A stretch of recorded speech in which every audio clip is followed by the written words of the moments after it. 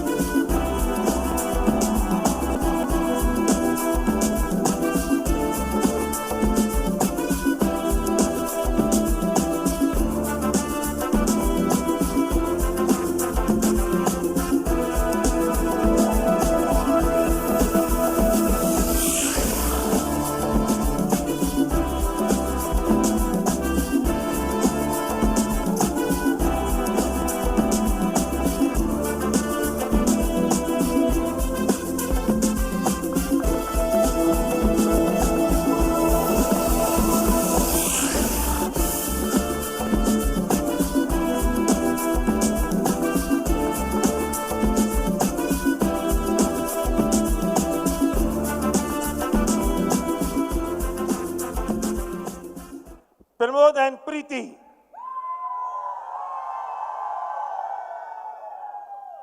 प्रमोद ने 5 साल तक गौरव के साथ काम किया, 7 साल तक, और उसके बाद 5 साल तक कुछ नहीं किया। सपने अधूरे रह गए। सिर्फ शायद मैंने इतना सा कहा, प्रमोद सपने जिंदा हैं या मर गए।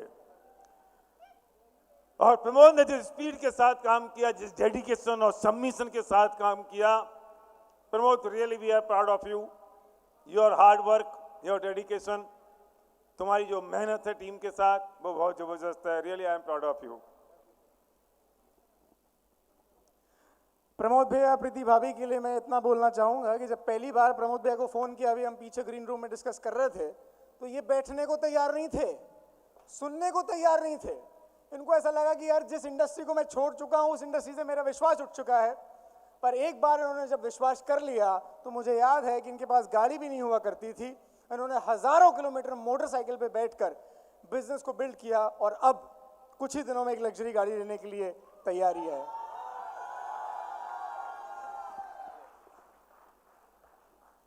रियली मैं तो बहुत प्राउड फील करती हूँ कि कहाँ सपने देखना बंद कर चुके थे, फिर से नई शुरुआत की, और आज आपके सामने हैं। Thank you very much. मुझे आपकी आवाज और चीखना चिल्लाना चाहिए। Winning team proud to recognize Pramod and Preeti Yadav, brand new double crown director. A true achievement is not an achievement of oneself, but an achievement of the life touched during the journey of his her own destiny. You have proven to be a champion. We are proud of your accomplishment. We love you, winning team, January 2019.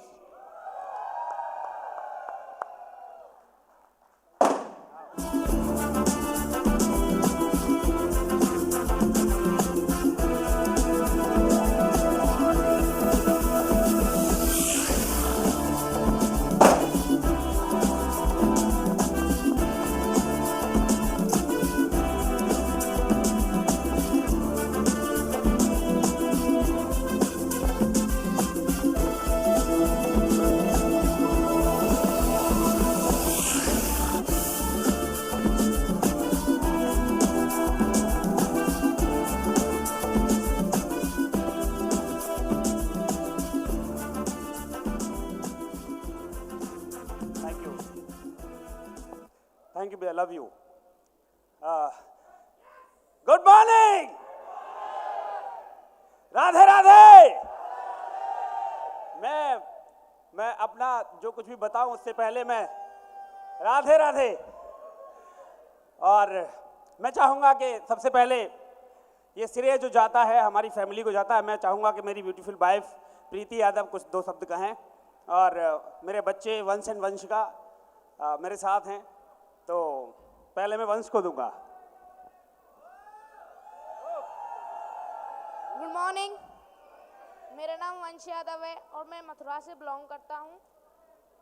और मैं अपने पापा को मैं अपने पापा से बहुत प्यार करता हूँ और अपनी कंपनी से, और मैं अपने I am proud of my father and SP barrel भैया। Good morning all of you. Myself Vanshika Yadav from Mathura. मैं एसपी बारेल अंकल को बहुत थैंक यू करना चाहती हूँ क्योंकि उन्होंने हमारे पापा जी को ये बिजनेस बताई। और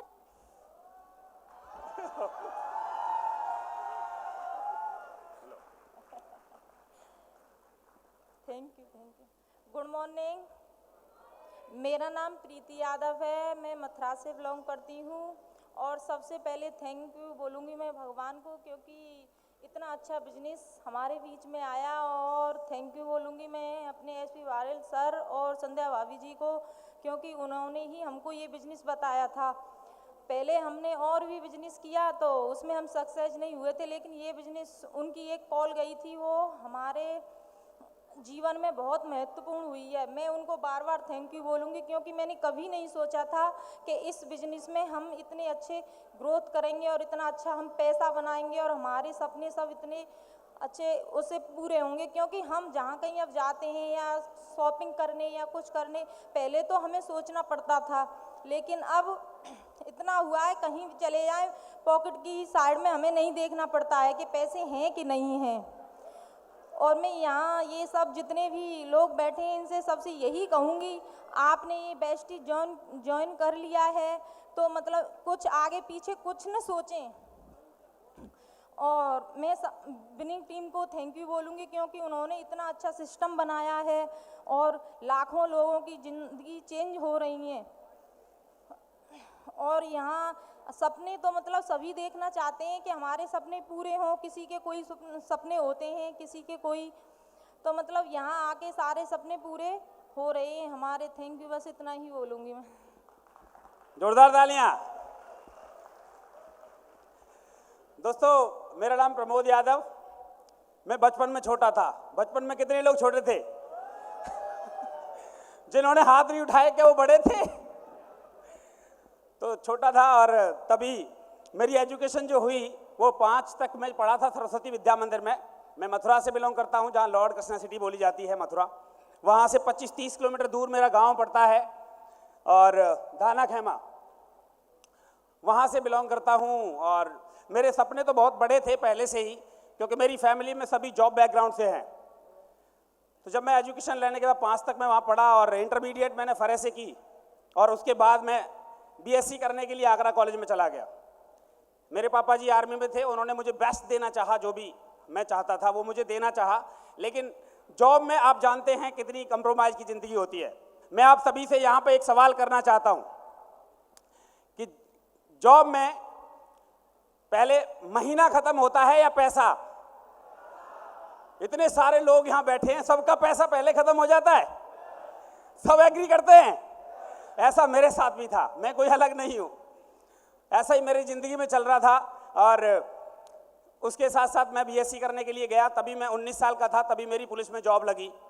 और जॉब लगने के बाद मैं ड्रीम देखा करता था कि जब मेरी जॉब लग जाएगी एजुकेशन में ही, जब मेरी जॉब लग जाएगी तो मैं सबसे पहले गाड़ी लेके आऊँगा। क्योंकि आगरा में जब मैं गया था, पहली बार शहर देखा था, तो वहाँ पे जब लोग गाड़ियों से, कार से या मोटरसाइकिल से आते थे, तो मुझे लगता था कि जब मेरी जॉब लगेगी तो सबसे पहले मैं अपने लिए एक गाड़ी जरूर खरीदूंगा, मोटरसाइकिल जरूर लेके आऊँगा। ड्रीम वहीं का था, मोटरसाइकिल लेके जरूर आऊँगा। होता है ना सभी स्टूडेंट का कि मेरी जॉब लग जाएगी तो हम सबसे पहले मोटरसाइकिल या कार लेके आएंगे, है ना? तो ऐसा ही मेरा था। और जब मैं जॉब लगी तो जॉब में मैं कुछ नहीं कर पाया, क्योंकि मेरा अकाउंट जॉब में 0 ही था। मैंने 5 साल जॉब की पुलिस की, मैं मेरठ में पोस्टिंग थी। तो जो मेरे ड्रीम तो थे, लेकिन मैं पैसा बिल्कुल बचा नहीं पा रहा था, क्योंकि आपने पहले ही स्वीकार लिया कि जॉब में पैसा पहले खत्म हो जाता है। यस, तो ऐसा मेरे साथ भी हुआ।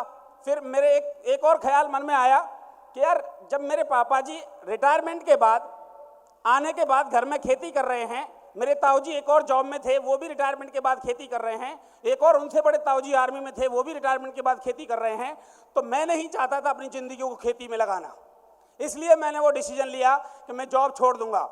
और एक और चीज़ थी, क्योंकि 2001 में हमने एक, ये सब लोग कह रहे हैं कि वो कंपनी में काम किया था, मैंने उसमें एंट्री ले ली थी, काम नहीं किया था, लेकिन उसकी मीटिंग करना, सेमिनारों में जाना बहुत पसंद था।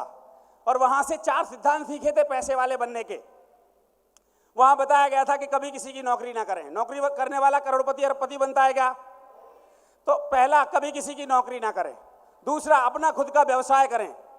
तीसरा, आपकी आमदनी का स्रोत जो है वो एक नहीं होना चाहिए। और चौथा था, आप जो भी बिजनेस करें वो FMCG का होना चाहिए। तो मैंने पहले जॉब छोड़ी। 2006 में मैंने जब शादी हुई, 2 फरवरी में, तो शादी होने के बाद हमने इनसे डिस्कस की कि यार जॉब छोड़नी है, मैं जॉब नहीं कर पाऊंगा क्योंकि जॉब में पैसे नहीं बच पाते। तो इन्होंने कहा नहीं, जॉब नहीं छोड़नी है। मैं बड़ा कसमस में था। और वहाँ से जब मैंने 6 महीने 7 महीने जब शादी को हो गए, तो इनसे डिस्कस करना बंद कर दिया। मैंने कहा मैं जॉब छोड़ ही दूंगा, क्योंकि कुछ बड़ा करने के लिए, पूरा युद्ध जीतने के लिए छोटी छोटी लड़ाइयाँ हारनी पड़ती हैं। यस भैया, हमेशा कहते हैं कि पूरा युद्ध अगर जीतना है तो छोटी छोटी लड़ाइयाँ हारनी पड़ेंगी। वो चीज़ मैंने डिसीजन ली। मैंने कहा मैं यार जॉब बिल्कुल नहीं करूँगा। और मैंने नवंबर 2006 में जॉब से 1 दिन की छुट्टी आया और कभी ज़िंदगी में उस जॉब पे नहीं गया, क्योंकि मुझे कुछ बड़ा करना था। और आज दोस्तों, उसके बाद जब मैंने जॉब छोड़ दी, तो सोचिए आप मेरे साथ क्या होने लगा। जब मैं घर में आता था तो मेरे परिवार वाले मेरे साथ समझाने आते थे कि तूने ये क्या कर दिया। मेरे रिश्तेदारों की एक बार पंचायत लगी कि तूने ये क्या कर दिया, 6वां वेतन लगने वाला है, वेतन आयोग लगने वाला है, आपकी सैलरी बहुत ज़्यादा बढ़ जाएगी, तो मैं जॉब ज्वाइन कर लेना चाहिए।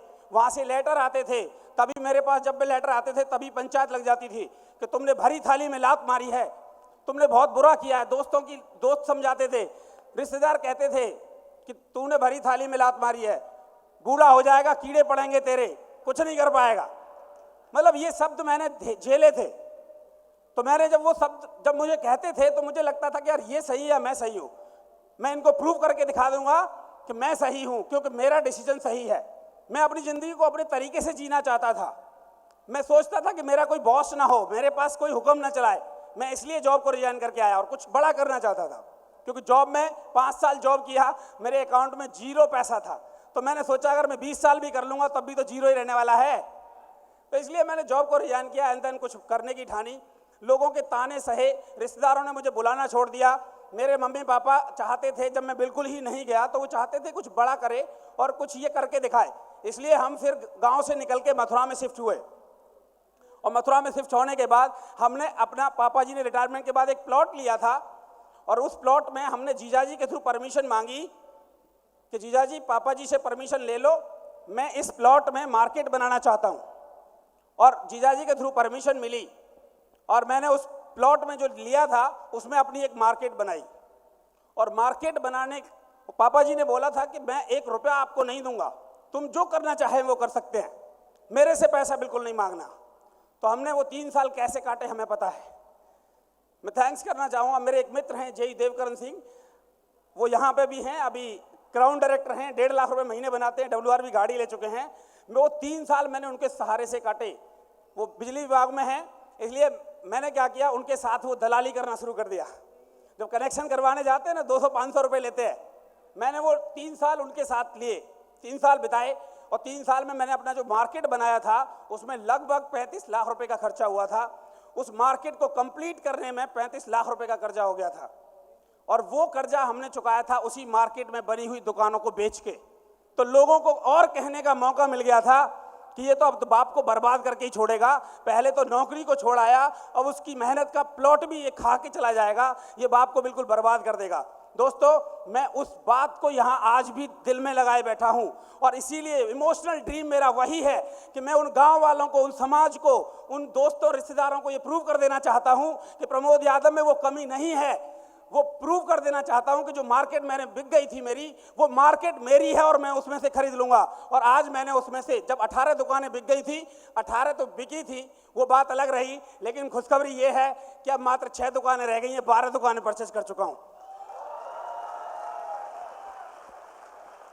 अभी मैंने 2 रिसेंटली पिछले ही महीने भैया से परमिशन लेके मैंने 9-9 लाख की 2 दुकानें परचेज करी उसमें से अपने पैसे से। मैं वो प्रूव कर देना चाहता हूं कि जो मार्केट मैंने पापा जी के थ्रू बेच दी थी, किसी वजह से, कर्जे की वजह से, मैं उस मार्केट को दोबारा खरीद लूंगा। 6 दुकानें रह गई हैं और वो इस साल 2 साल के अंदर खरीद लेंगे। जो दुकान बिकती है उसे मैं खरीद लेता हूं, क्योंकि मैं पापा जी को गिफ्ट करना चाहता हूं, उस समाज को बताना चाहता हूं कि मैं गलत नहीं था।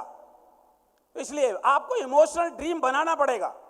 मेरा इमोशनल ड्रीम मेरी मार्केट है, क्योंकि उसके लिए लोगों ने बहुत कहा था मेरे से, तो वो ड्रीम पूरा हुआ, करते चले जा रहे हैं, मार्केट खरीद रहे हैं। और दूसरी बात यह है कि जब मार्केट बिक गई तो पापा जी ने कहा कि तुम इस मार्केट से अलग हो जाओ, अब तुम इसे बेच ही दोगे, आप ऐसा करो अब और कुछ कर लो। तो हमने, हमारे अभिषेक चौहान जी के साथ हमने एक दुकान खोली मोबाइल की। अप एंड डाउन बहुत सारे झेले, क्योंकि जिंदगी में आप ध्यान रखना, अगर आप कुछ बड़ा करने जा रहे हो तो भगवान भी आपको चेक करेगा। भगवान आपको चेक करेगा, ऐसे ही आपको 1 लाख रुपए महीने नहीं देगा। आप अगर 1 लाख रुपए महीने कमाना चाहते हैं तो भगवान हर समय पर फेथ चेक करेगा। हमने बहुत सारे अप एंड डाउन, 2011 हमने 2010 में फिर वही कंपनी शुरू करी जो पहले 2001 में रजिस्ट्रेशन लिया था। तो 2010 में हमने कहा यार ये चीज़ें देखते हैं, फिर दोबारा करके नेटवर्क मार्केटिंग, और हम सबसे बड़ी दुनिया की जानी मानी कंपनी के साथ जुड़ गए। और उसमें फिर हमने 11 महीने काम किया, हम कुछ नहीं कर पाए। फिर हमने वो 2011 में छोड़ दिया, और उसके बाद हम अपने फिर ट्रेडिशनल बिजनेस में लगे। अभिषेक जी के साथ दुकान खोली, उसमें घाटे खाए और बहुत सारे अप एंड डाउन देखे, बहुत सारे काम किए। 2014 में हमें एक काम मिला, कॉमन सर्विस सेंटर, जनसेवा केंद्र खोलने का मौका मिला। मैं एक जनसेवा केंद्र लेके आया। उसके बाद हम 1500 रुपये रोजाना बनाने लगे, उससे हमारे खर्चे चलने लगे। और सितंबर 2014 में मुझे मेरे डिस्ट्रिक्ट का आधार कार्ड बनाने का मौका मिला। और आधार कार्ड में तो बरसात हो गई पैसे की, भूखा था बहुत दिन से पैसे कमाने के लिए।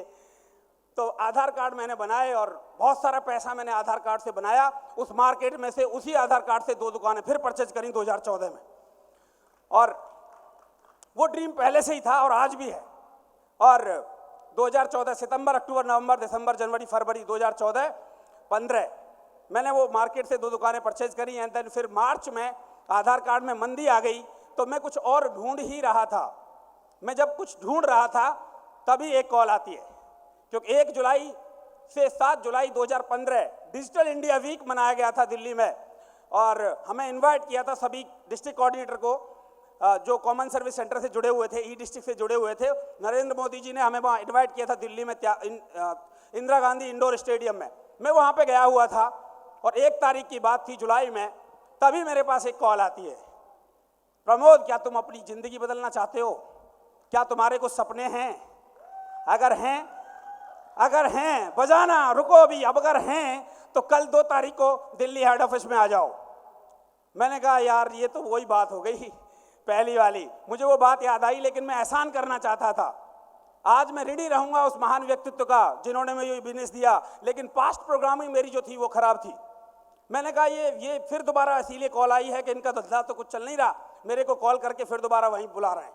पर मैंने एहसान करने के तौर पर मैं भैया के पास गया था और मैं दिल्ली हेड ऑफिस 1 तारीख को कॉल आई, रुकना मुझे दिल्ली में था ही, और 2 तारीख को वापस आना था मथुरा। लेकिन मैंने कहा चलो इन पे एहसान कर देते हैं। मैंने कहा 2 तारीख की बात थी, 11 बजे जैसे ही मैं वहाँ दिल्ली हेड ऑफिस पहुँचा वेस्टीज के, तो बस क्या देखा, जैसे ही सीढ़ियों से एंटर की, बहुत चिकने हमारे सबसे अच्छे गोरे, बहुत एक्साइटमेंट में रहने वाले हम्बल पर्सन मिस्टर विवेक जैन जी वहाँ मुझे देखे। वहाँ विवेक भैया मुझे वहाँ दिखे, तो मैंने कहा भैया आप? बोले कि प्रमोद मजा आ गया, 3 महीने में मैं वरना गाड़ी ले आया हूँ, तू आ गया, बहुत अच्छा किया। मैंने कहा यार ये तो पूरा इन्होंने पहले ही चक्रव्यूह रचा रखा है मुझे फंसाने का। तो मैं वहाँ जाने के बाद मैंने कहा यार ये भी, मैंने कहा भैया कहाँ हैं? बोले कि भैया भीतर है, अभी कंपनी के मालिक से तेरी मीटिंग करवाएंगे, तू बैठ। और तुरंत कॉफ़ी आई, तो मेरे दिमाग में फिर आया, मैंने कहा यार पूरा प्रोग्राम बना रखा है इन्होंने, है ना। तो इस तरीके से मैंने वहाँ पे मीटिंग देखी, लगभग 6-7 घंटे हम शाम तक वहाँ पे रहे। लेकिन एक चीज़ समझ में आई दोस्तों, वहाँ से एक चीज़ समझ में आई। मिस्टर दीपक सूद जी के लिए एक बार 2000 तालियां चाहूँगा सभी से, कि एक चीज़ समझ में आई कि जिस व्यक्ति ने मुझे बताया था उसका फेथ जो था वो बहुत ज़बरदस्त था। मुझे लगा गजब पर्सनैलिटी है। लेकिन उससे पहले जब हम आ गए, आने के बाद फिर वैसे ही लग गए। लेकिन जो कॉल थी मेरे लिए, आज मैं फिर कह रहा हूँ, वो कॉल किसी और की नहीं थी। आप सब लोग जानते हैं, हमारे मेंटर हैं मिस्टर एसपी बारिल साहब, उनके लिए जोरदार तालियां एक बार। वो बारिल भैया की कॉल थी जिनकी वजह से मैं उन पर एहसान करने के लिए गया था दोस्तों। मुझे नहीं पता था इसमें ज़िंदगी बदल जाएगी, मुझे नहीं विश्वास था कि ऐसा भी कुछ हो सकता है। लेकिन वहाँ से आने के बाद, जो वैसे अभी सर्वज्ञ जी बता रहे थे कि हमने एक मीटिंग रखी, इन्होंने कहा था कि हम तुम्हारी मीटिंग कंपनी के ओनर से ही करा देंगे। मैंने सोचा यार पहले तो वहाँ एमरल्ड से मिलने के लिए भी गेट पे खड़ा होना पड़ता था, सॉरी मतलब एमरल्ड नहीं, मतलब मुझे तो पता लगा कि यार वहाँ तो गेट पे खड़ा होना पड़ता था, यहाँ कंपनी के मालिक से मीटिंग कराने की बात कर रहे हैं, जरा चेक कर लेते हैं। हमने कहा मीटिंग बताओ कब रखनी है? इन्होंने कहा संडे को रख लो 25 जुलाई। मैंने कहा डन। और मुझे बड़ा घमंड था, मैं 200-300 लोग बिठा देंगे। और हमने अभिषेक जी से बात की, निश्चय जी से बात की, हमारी टीम, और हमने मथुरा में ढूंढा। मैंने कहा यार एक कंपनी मालिक मीटिंग करने आ रहे हैं, चलो जरा इकट्ठे होते हैं। हमने वहाँ पे 150 चेयर लगवाई पहली बार की मीटिंग में, और हमने 8-10 हज़ार रुपये का हॉल किया, कॉफ़ी लगवाई पहले ही लोगों के लिए। मैंने कहा चलो शुरुआत ऐसे ही करते हैं। और वहाँ पे दोस्तों केवल हम 3-4-5 लोग ये सोच रहे थे कि हमने 200-250-300 लोग इनवाइट किए हैं, ये 150-100 चेयर तो भरी जाएंगी। लेकिन दोस्तों वहाँ केवल 15 से 20 लोग आए, और हमने भैया को 1.5 घंटे इंतजार करवाया दीपक सूद जी के साथ। हमने इनको अंदर ऊपर बिठा दिया, क्योंकि इन्हें ये पता ना चले कौन आ रहा है कौन जा रहा है, हम कितने कॉल पे व्यस्त हैं। मैंने कहा यार पीछे देखेंगे, भीड़ बढ़ जाएगी तब लेके आएंगे, क्योंकि हमें अपनी इज्जत बचानी थी ना। तो इस तरीके से हमारी शुरुआत हुई। अब जब भैया 15-20 लोग हो गए, 1.5 घंटा ये वेट करते रहे, फिर बोले सर्वज्ञ जी मैं शुरुआत करता हूँ इन्हीं लोगों के साथ। कोई बात नहीं आ रहे, आप बैठिए, हम शुरुआत करते हैं। और सर्वज्ञ जी ने होस्टिंग की। केवल 20 लोगों की हमारी पहली मीटिंग हुई, और 20 लोगों के लिए दीपक सूद जी ने पूरा प्लान और पूरा सब कुछ बताया दोस्तों। वहाँ से हमारी शुरुआत हुई जुलाई 2015, और 20 लोग, पूरा हॉल खाली। लेकिन उन 20 लोगों से हम यहाँ पे बैठे हुए 3 लोग हैं जिन्होंने शुरुआत करी थी दोस्तों। वो 15-16 कहाँ चले गए कोई नहीं पता, लेकिन 3 दोस्त हैं जो यहाँ बैठे हैं, mister Nishchay Tomar and Abhishek Chauhan and Pramod Yadav. आप देखिए निश्चय जी इस बिजनेस से ऑलरेडी 1.25 लाख रुपए महीने बनाते हैं, होंडा की WR भी गाड़ी ला चुके हैं। अभिषेक चौहान जी ऑलरेडी इस बिजनेस से लगभग 2 लाख रुपए महीने बनाते हैं, होंडा सिटी ला चुके हैं। आप देखिए कितना सक्सेस हुई। लेकिन जिन्होंने 15-16 लोगों ने जो बिलीव नहीं किया था, वो आज हमें पता नहीं कहाँ हैं। वहाँ जुलाई 2015 से शुरुआत हुई, और पहले ही महीने मुझे डायरेक्टर हुआ 120 रुपये का चेक आया। फेथ आया कि यार प्रोडक्ट में कुछ दम है। क्यों फेथ आया? क्योंकि भैया ने कहा था 25 तारीख के बाद प्रमोद प्रोडक्ट लेके आओ। हम गए थे 2800-2900 रुपये डाल के जेब में से। मैंने कहा एक प्रोडक्ट ले आएंगे, हाँ एक प्रोडक्ट ले आएंगे, क्योंकि वहाँ भी एक ही आता था 3500 रुपये का। तो हमने कहा एक प्रोडक्ट ले आएंगे। Thank you.